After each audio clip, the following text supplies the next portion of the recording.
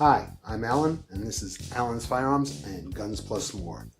And this is the Smith & Wesson BODYGUARD. Cute little gun, isn't it? It's not a bad little gun for a .380 in the price range.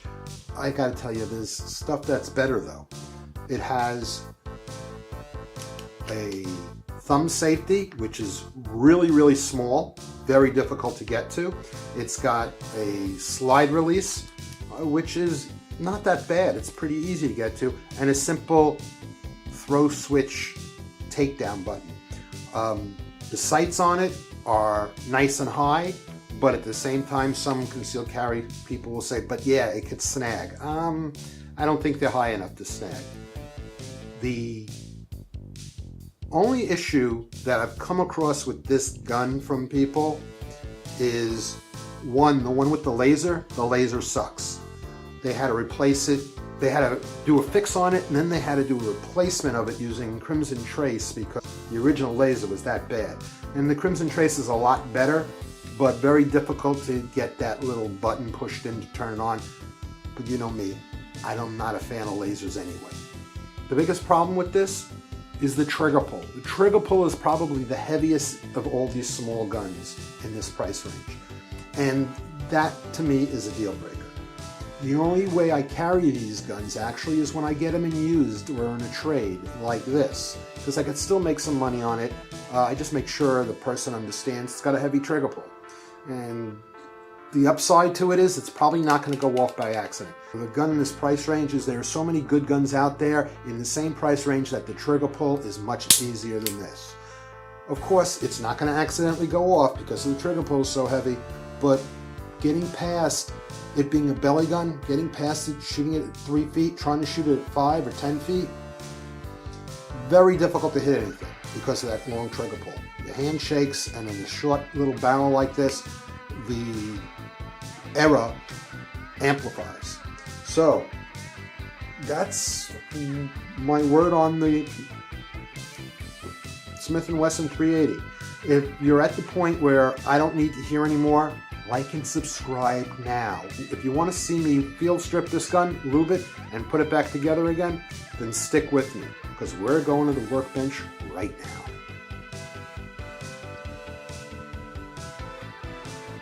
Welcome to the workbench. So here we go with the BODYGUARD 380. And here we have it the way it comes. This nice little carrying case. It has a spent cartridge round. It has your manual, handgun safety notice, and your registration card. This has an extra mag in here. We open this up, and in here we have a little sleeve that holds your gun in place and a second magazine. The magazines are 6 round.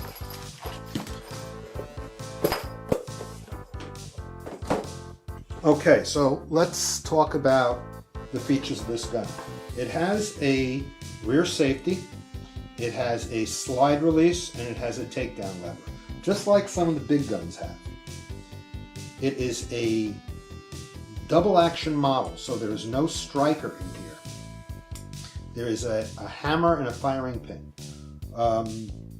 You don't dry fire these pistols.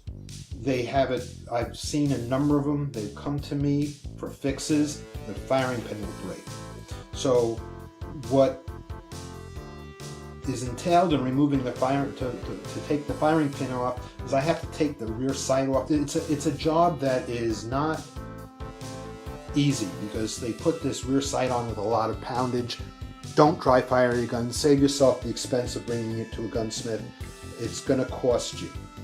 Okay, so the first thing we need to do is let's make sure the gun is safe. We remove the magazine 3 times, check the chamber, and check the magazine well.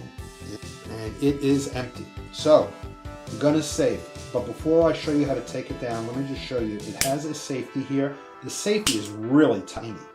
It's hard to put on, and it's not as hard to take off, but it's not easy. And in a self-defense situation, you want to be able to just throw that safety down. So that really bothers me, that it has a safety. It's a double action gun, so I don't even understand why it has a safety. If I was carrying this gun, I would not utilize that safety.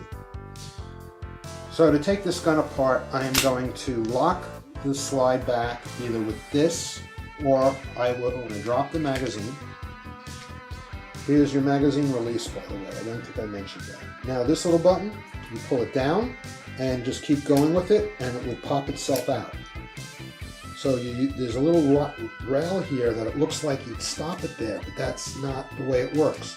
That little rail actually is there to make your life easier. You go down, oops, you go down, and over that rail, and it pushes the pin up, so you can then pull it and take it out. Okay, so that's that. Now I can release the magazine and slide forward. You do not have to pull the trigger to release it, it just releases. I push this little pin forward and out, and there's 2 springs, which we will take apart and clean when we get to that. For now, let's just put this off to the side. We lift up the barrel and pull it out. That's simple. Okay. Okay, so cleaning this gun. Take a clean rag, some strike hold, and yes, I use strike hold. You can get this at your local place, but if you want to know more about it, just go to my YouTube channel, and it's on, and there's a video on there. It is a one-process cleaner. You clean it, and then you don't have to lube it afterwards. I will, however, show you how to lube the gun. I'm going to clean all these flats in here using my wooden stick to get into there. Push up and down on the firing pin block. Make sure that's clean. I'm going to get inside these rails. Now this gun is kind of dirty, so I'm going to, after I give it the first shot, as you can see, I'm just getting all the flat parts of the metal. There's a lot of dirt in there. That may have been giving me that magazine issue before. I'm going to just spray some strike hold directly in this gun, it's so dirty. And wrap another stick. Go up and down the slots on each side of the slide, because that's where it gets metal to metal contact. Make sure those slots are clean in there. I'm going to get the flats again. Back in here. I'm going to go through the front of the gun and get the sides inside. Get the little hole. Can't get the stick in there, so I'm just going to twist some cloth, put it through the front.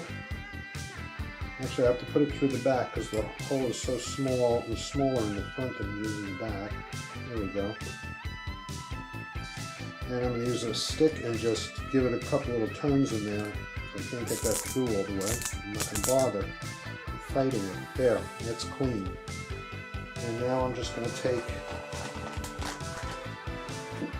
a nice fresh cloth and wipe down any residual dirt out of there.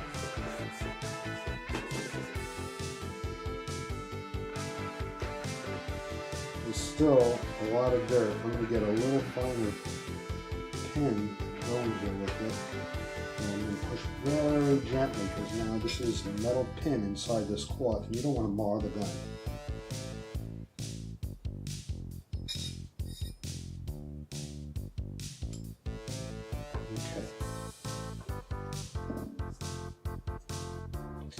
Get down in here again, because I still see this in dirt. There, got it. Okay, very important. We want to get the bolt face clean.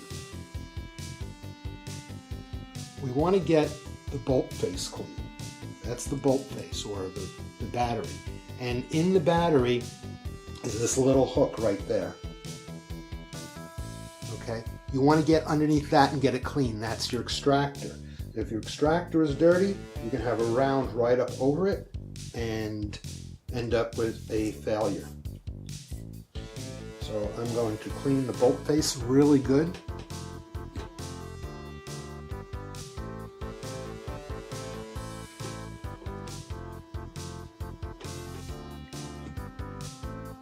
And I'm using the stick that I put a lot of pressure on here because a lot of dirt gets on there. And now what I'm going to do is I'm going to take, okay, you can see how much dirt came off of there. I'm going to take this clean side, clean area of the cloth, and I'm going to put it right underneath the extractor, which you can see it. It's a hook. I don't know if you can see it on camera, but you'll be able to see it when you do your gun. It's a little hook and you'll be able to just get underneath it. And look at all of that. That line of dirt came out from just underneath the extractor even after I cleaned off the bolt face.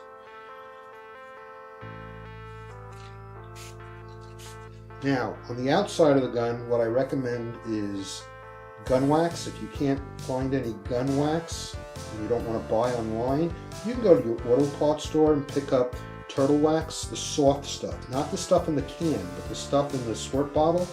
And you can put a little bit on a rag, wipe it on the outside of your gun, and then wipe your gun down. Do not put oil on the outside of your gun. It'll just get all over your clothes. Wipes off really quickly and doesn't give you much protection. Strike holdout, on the other hand, it leaves a protective film that's good for a pretty good period of time. A handled gun a few weeks, a non-handled gun a few months. So there you go. You can see this gun from the reflecting of the light looks like it's a brand new gun. Okay, so now we're gonna have to clean off the frame. So I'm going to spray some strike hold down in here, in here.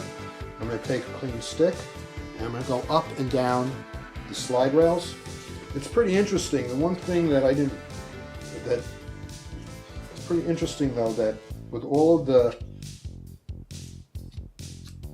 small little ways they try to save money on this gun, it really impresses me that it has a full-length guide rail, but you give up all the benefit of accuracy with that full-length guide rail with such a bad trigger pull. So they did one thing really right, and then they turned around and they threw away the really right on the really bad trigger pull. And I understand it's partly a liability issue. They don't want a gun accidentally going off, but there's a point of going overboard, where it's not only, yeah, sure it's safe, but you can't shoot the gun. The idea is to have a gun you can shoot. Okay, I'm going to come in here, clean this out. I want both. I want a safe gun, and I want a gun that's going to be accurate and is going to shoot well. So you can see what I'm doing here. I'm just getting into all of the areas and getting it clean. Wipe off the tops of these rails. Take this, put it in here, give it a squirt,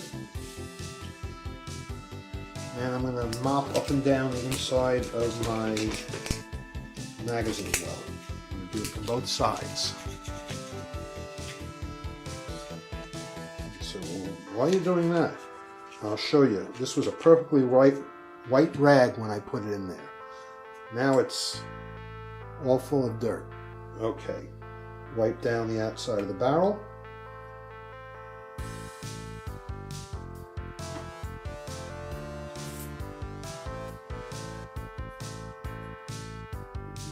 Just got a new rag. The locking cam. And I'm going to make sure, I'm going to pay particular attention. You can see that I just got some dirt off of that, but you see how dark that is? I'm going to pay some particular attention to the upper ramp and the lower ramp. And I'm going to make sure I get that perfectly clean.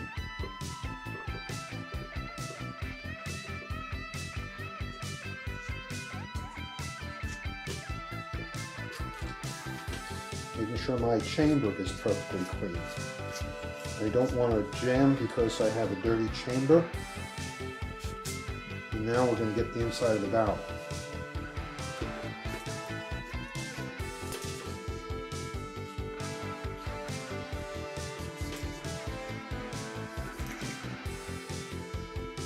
Okay, so the inside of the barrel is is kind of clean now.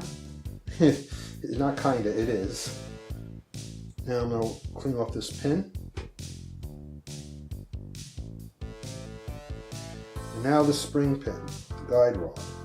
So I'm going to clean that off.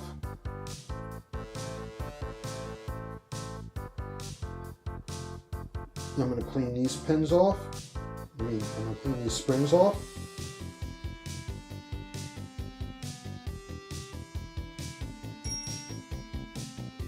And we're ready to put this back together and this back together. These springs, it doesn't matter which direction they're in. They both are bi-directional. Now, oiling this gun. Well, actually, you know what I want to do? Normally, I would tell you just use soap and water to clean the outside of your gun off.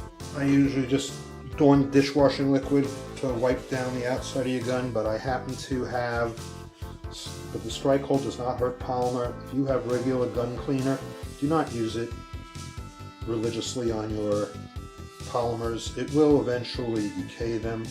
I've seen guns come in with white marks all over it. Some of the newer ones will say safe on polymer. I don't trust them. This is actually safe on polymer. I've been using it for a long time and never had an issue with it. And it sort of seals it and protects it also, just like the gun. So now we're going to oil this gun. 3 or 4 drops of oil on your cloth. Let it permeate the cloth.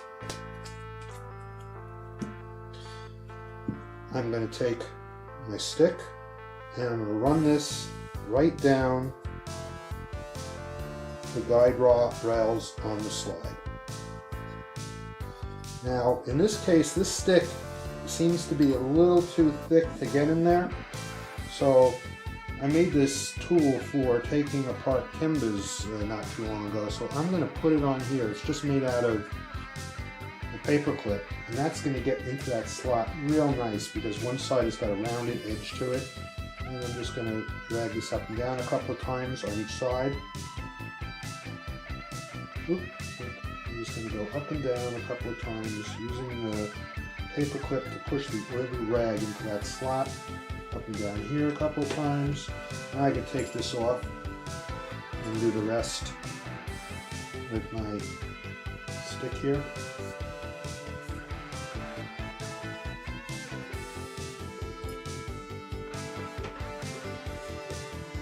Now the reason you put oil on the inside of your gun, or the battery, is other than the slide slots, that's for metal to metal contact, so they glide over easy. The rest of it is to protect it from the elements, so that the inside doesn't rust. Okay, so down the slot. Actually, I gotta use that. Down the slot on here. Down the other side.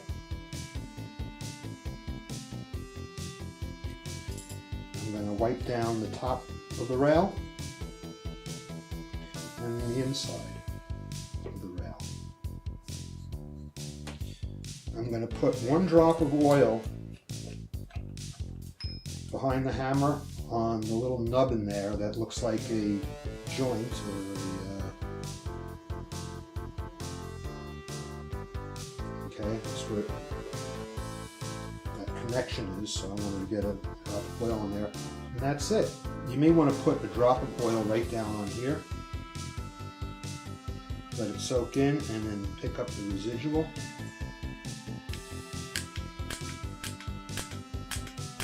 Pull the trigger a couple of times, not enough to fire it, but to let the oil work into that area. Magazine.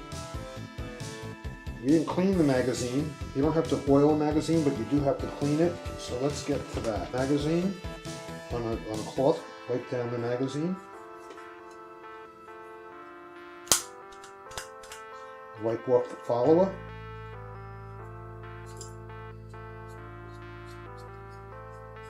There's a lot of dirt on here. Now, these magazines were giving me an issue with locking the magazine back. they slide back, and I think it's because there's so much dirt on this lip right here. See that lip? That's what pushes your slide lock in place. So there was a lot of dirt on there, and I bet that just cured the problem.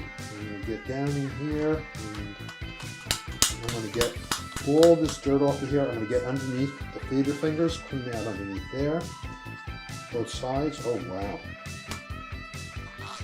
That also might have stopped this from coming up all the way. Okay, so there we go. That's a lot better. Now, we're done oiling it, we're done cleaning it. Oh, so how do we put this puppy back together again?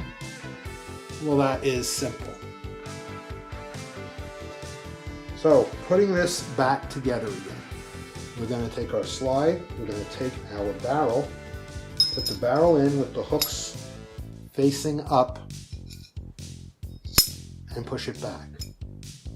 So it shouldn't move. If you press down and push it forward, it shouldn't move. It should be locked there.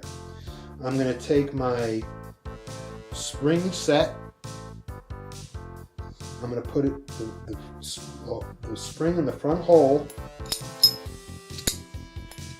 I'm going to hold it. I'm going to orientate it like this in my hand. I'm going to take my finger, put it behind here, and I'm going to push this forward and down into the little slot right there. See how that goes straight across? Now that's how you know it's in the right slot. Okay? There's only one, but that's how you know it's properly positioned.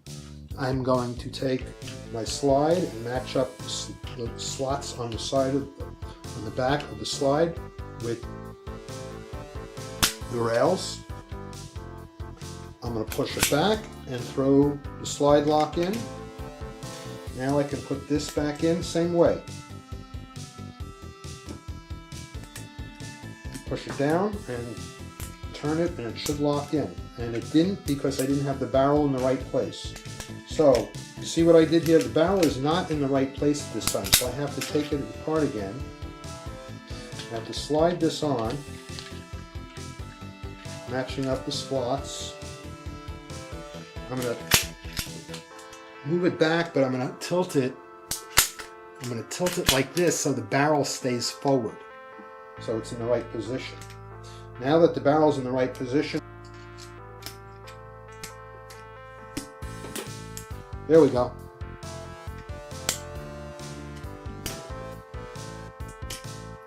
Okay, so I'm going to take this, I'm going to put it here. There's a little wire. You see that wire right there? You have to push that wire down.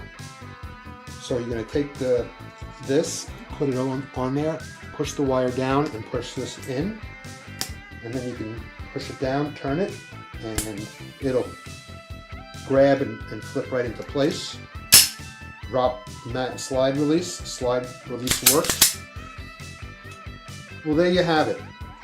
The Smith & Wesson 380 BODYGUARD. Okay. I hope you enjoyed it. Please like and subscribe. Thanks for joining me on the Smith & Wesson BODYGUARD.